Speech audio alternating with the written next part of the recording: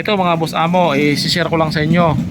Hirap bang makasabay ang iyong motor sa ibang motor na sim lang din, 150cc sa iyong motor, lalo na kung sim lang din, all stock.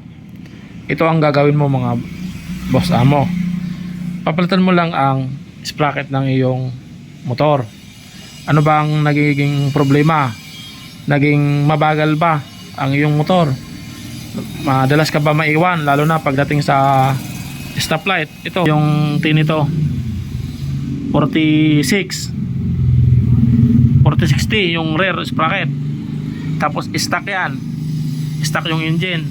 Ang gagawin mo dyan para bumilis ng konti lang, hindi naman bumilis masyado yung motor, yung madadagdagan lang ang bilis nya, papalitan mo lang ito na 46, gawin mong 45. Palitan mo lang ng, kumbaga babawasan mo lang ng isang ngipin itong rear sprocket. Kung 46 siya tapos mabagal, palitan mo ng 45T. Ayan, magbabawas ka lang ng isang ngipin para bumilis ang iyong motor,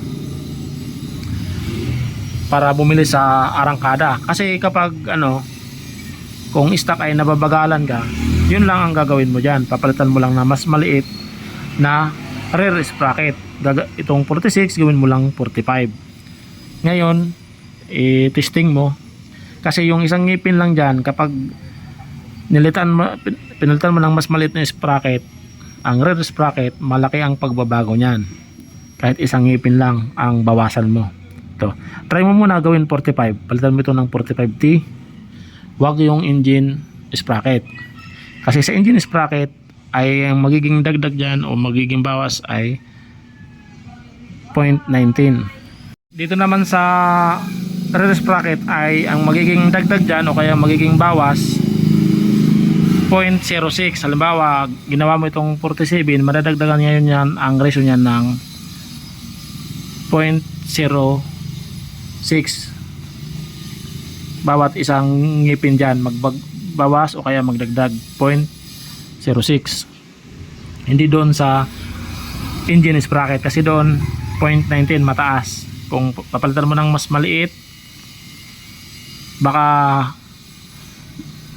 magulat ka na lang, tumaas ang iyong ratio, nadagdagan siya ng 0.19, naging mahina ang iyong motor.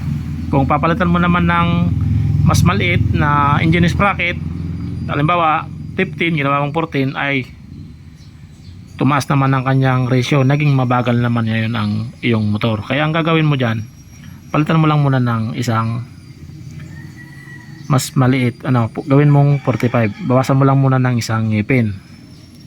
Kung medyo naman mabagal pa, pwede mo naman gawing 44 ang iyong rear sprocket. Mula 46 ginawa mong 44. Yan.